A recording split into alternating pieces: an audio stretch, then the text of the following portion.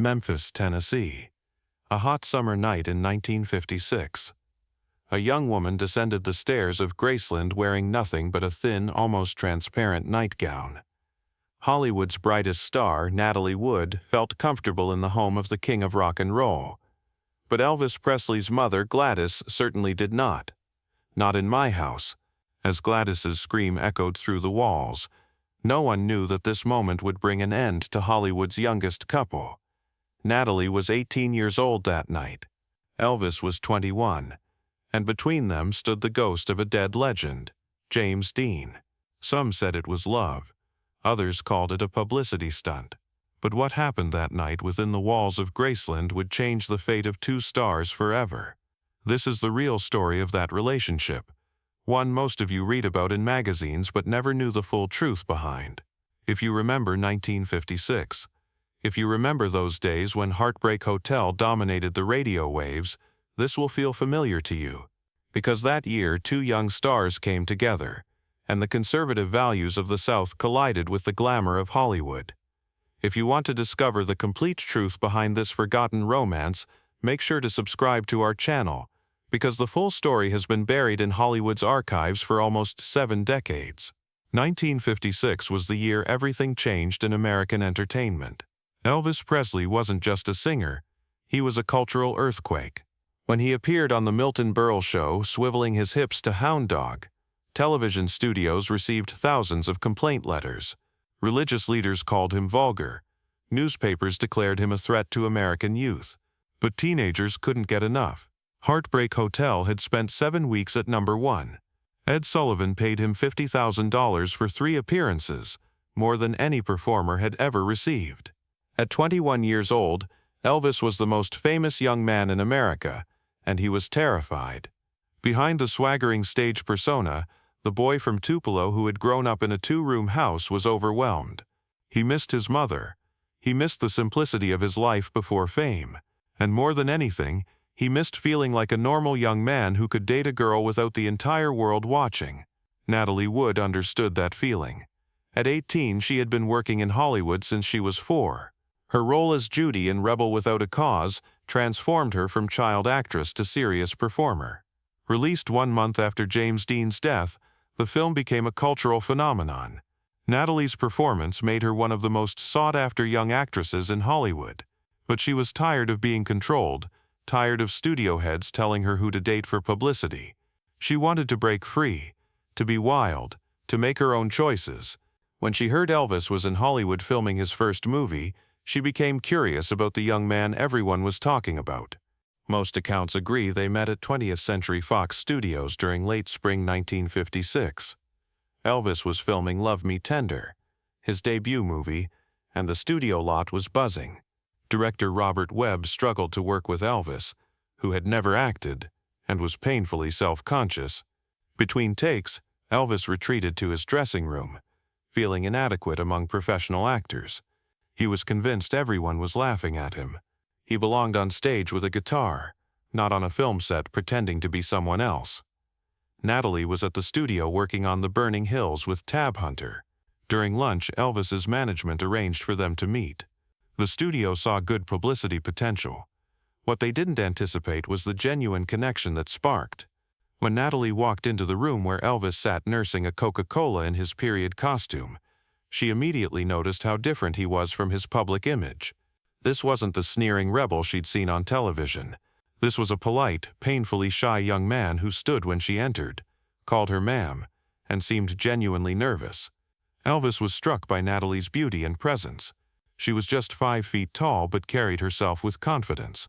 Her dark eyes were intelligent and curious. She wasn't looking at him with that mixture of lust and hysteria he'd grown accustomed to. She was looking at him like a real person, someone worth knowing beyond the headlines. They talked for over an hour, much longer than the brief photo opportunity planned. Natalie asked about Memphis, his mother, how he felt about the controversy. Elvis opened up in ways he rarely did with strangers.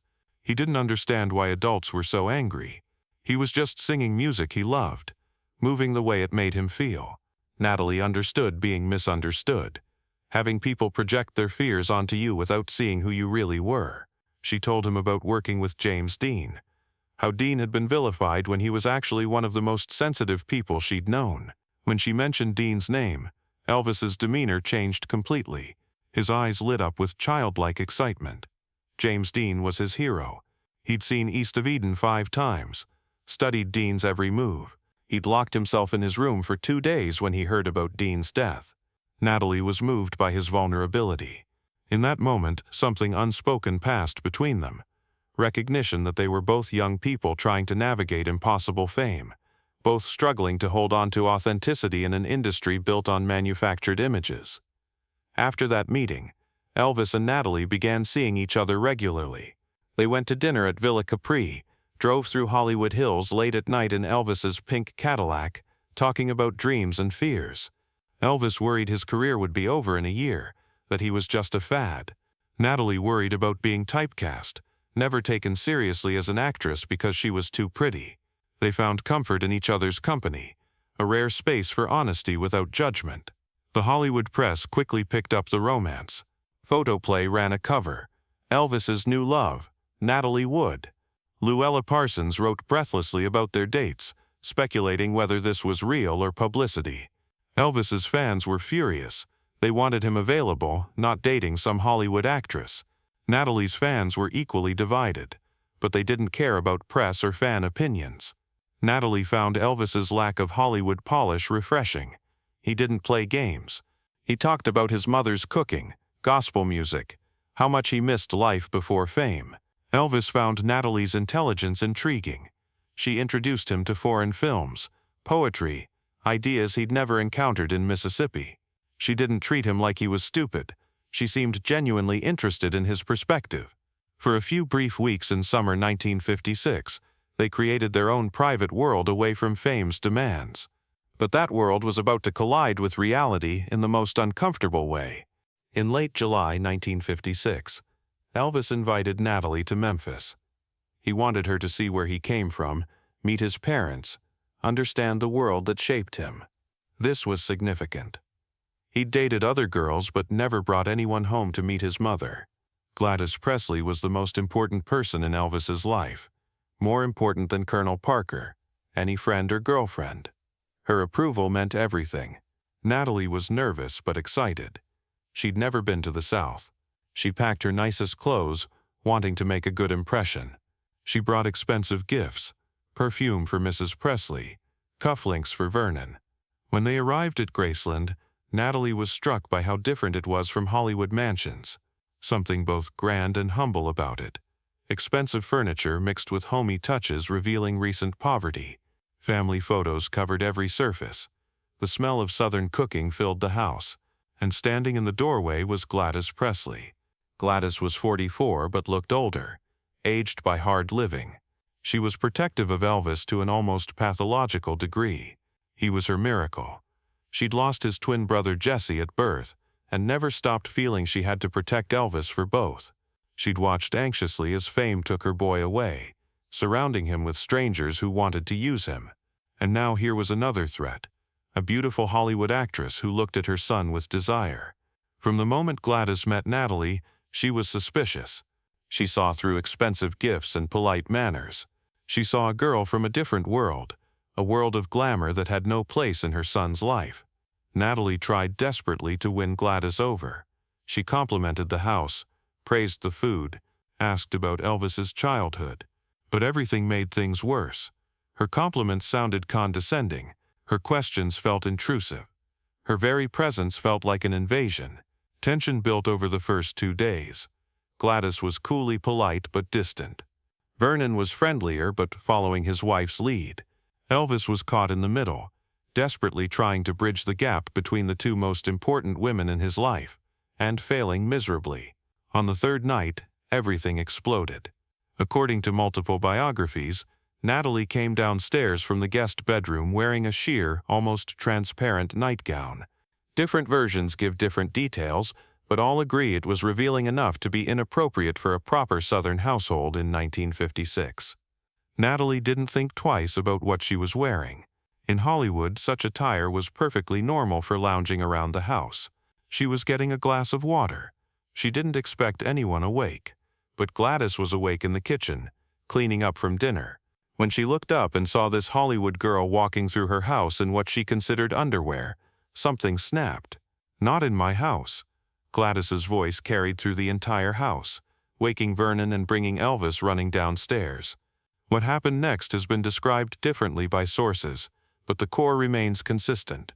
Gladys told Natalie the way she was dressed was disrespectful and inappropriate. In this house, young ladies dressed modestly. In this house, standards of decency would be maintained. Natalie, shocked and embarrassed, tried to defend herself. She didn't mean disrespect.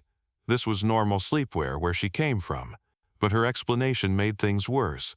To Gladys, it confirmed everything she suspected about Hollywood people.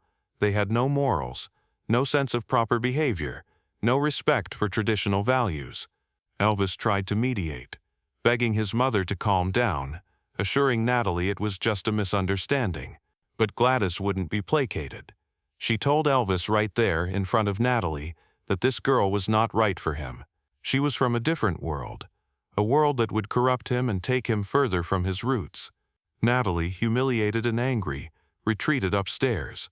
She spent the rest of the night crying, replaying the confrontation. The next morning, she told Elvis she needed to return to Los Angeles immediately. But the nightgown incident was just the catalyst exposing the deeper problem. Lana Wood, Natalie's younger sister, later said in interviews that Natalie came home from Memphis deeply disturbed, not just by Gladys's reaction, but by the entire dynamic between Elvis and his mother. Natalie told Lana that Elvis's relationship with Gladys was unnaturally close, that it made her uncomfortable witnessing how dependent Elvis was on his mother's approval for everything. She described how Elvis constantly checked with Gladys before making any decision, asking her permission like a child rather than a 21-year-old man. She talked about how Gladys didn't just cook Elvis's meals, but would often feed him, cutting his food and making sure he ate every bite. She mentioned how Gladys would talk about Elvis in third person while he sat right there, referring to him as my baby and my boy. This level of maternal involvement wasn't normal. Natalie told her sister. It was possessive and controlling, and she didn't see how any woman could have a relationship with Elvis while Gladys remained so central to his emotional life. From Gladys's perspective, every word would have confirmed her worst fears. She didn't want some Hollywood actress coming in trying to change her son, pulling him from his family and roots. Gladys had sacrificed everything for Elvis, working in factories, taking in laundry, going without so her son could have what he needed. And now that he was successful, now that he could take care of her the way she'd always cared for him, some pretty girl wanted to take him away. Not in her house, not while she was breathing. The cultural clash between Memphis and Hollywood, between traditional Southern values and modern entertainment industry mores, was really a clash between two women fighting for Elvis's heart.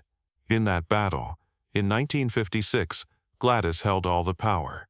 Natalie returned to Los Angeles at the end of July 1956, and though she and Elvis spoke on the phone afterward, the relationship was effectively over.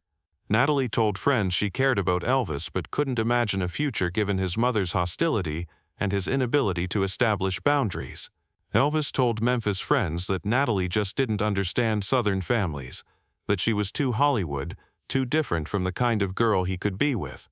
The press speculated endlessly. Some said Natalie broke it off because Elvis wasn't sophisticated enough. Others claimed Elvis ended it because Natalie was too wild, too independent. Neither was quite accurate. What really ended the relationship was simpler and sadder. Two young people from genuinely different worlds had briefly tried to bridge the gap and discovered some distances are too great to cross. There was another dimension to their relationship that may have been equally important: the ghost of James Dean. Elvis's obsession with Dean was well documented. He dressed like Dean, adopted his mannerisms, even bought the same motorcycle Dean had ridden. When Dean died in September 1955, Elvis was deeply affected. He told friends Dean had shown him what was possible, how to be vulnerable and tough simultaneously, how to channel pain into art. Some biographers have suggested Elvis's attraction to Natalie was partly motivated by his desire to connect with Dean's world, to somehow get closer to the man he idolized by being with the woman who had been so close to Dean. Natalie was aware of this dynamic and found it both flattering and disturbing.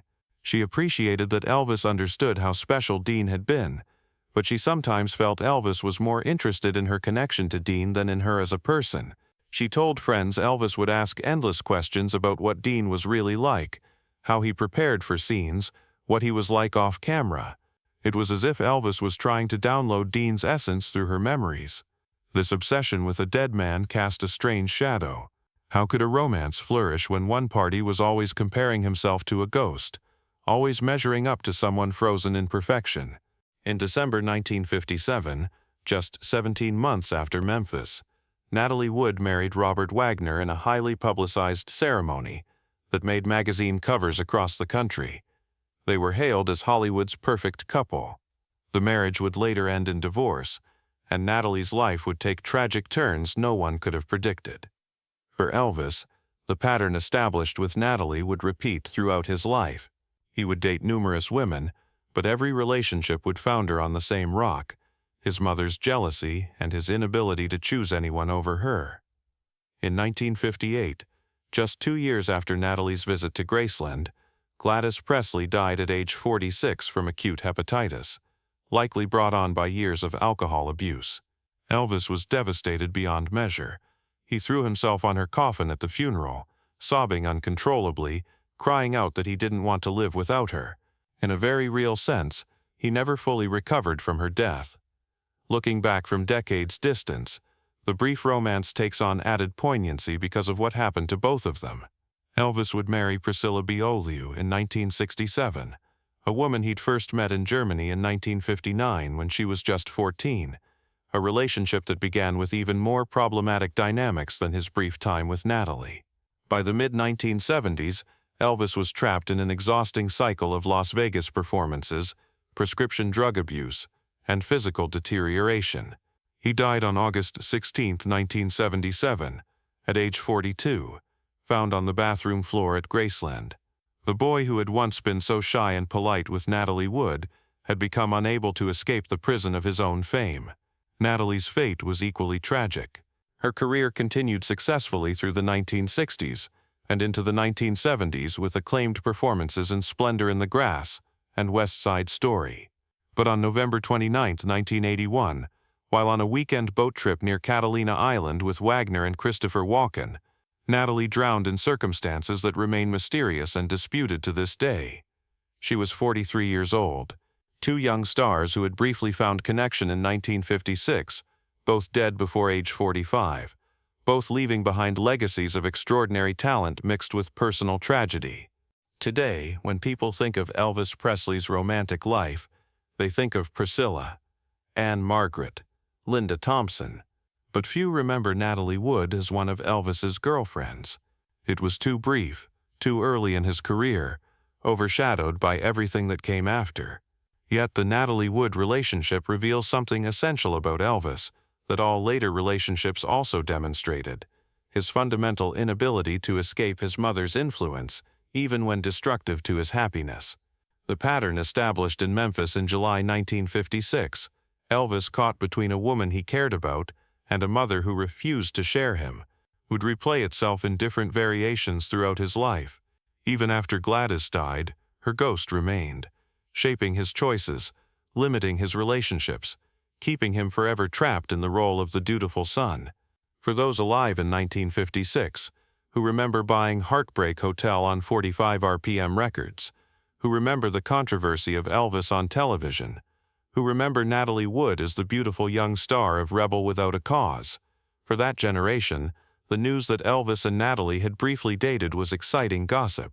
But no one knew then what we know now, that both would be dead before middle age, that fame would ultimately destroy them both, that the Hollywood dream they represented would turn out to be as fragile as a summer romance that ended with a fight over a nightgown in a Memphis mansion. The story of Elvis and Natalie isn't just about two celebrities who briefly dated. It's about the collision between tradition and modernity, between Southern values and Hollywood sophistication, between a mother's possessive love and a young man's attempt to build an independent life. It's about the price of fame and the impossibility of maintaining authentic relationships when the whole world is watching. It's about two young people who, in different ways, never escaped the shadows cast by the people they loved and the roles they were forced to play. In the end, perhaps the most telling detail is this. When Elvis died in 1977, among thousands of condolences that poured in from around the world, Natalie Wood sent flowers but made no public statement. She had moved on decades ago from that brief summer romance, but those who knew her said she was genuinely saddened by the news, that she remembered the sweet, shy boy who had been so different from his public image. And maybe that's the truth we should take away from this forgotten Hollywood romance, that behind the fame and headlines and gossip columns, there were two real people who briefly saw each other clearly, who connected across their differences, and who ultimately couldn't overcome the forces that pulled them apart. It wasn't a great love story for the ages, but it was real, and in Hollywood in 1956, maybe that was the rarest thing of all.